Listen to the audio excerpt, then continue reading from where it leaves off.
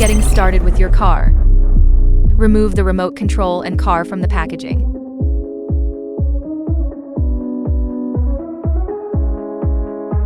Insert 3 AA batteries, not included, into the remote control.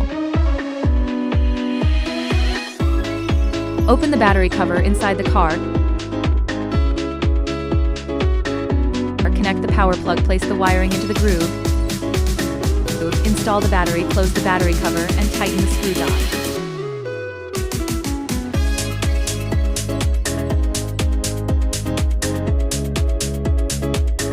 Switch on the remote control.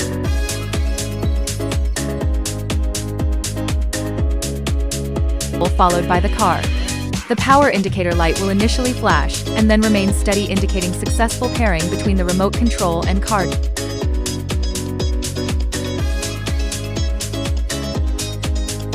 Note: during the pairing process, avoid pressing the throttle or steering buttons. The first knob on the remote control adjusts the steering trim,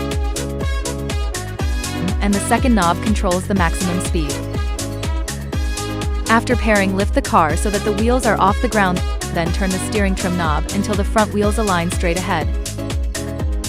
Place the car on the ground and gently press the throttle to begin moving. Adjust the steering trim knob as needed to fine-tune the car's direction, then enjoy driving.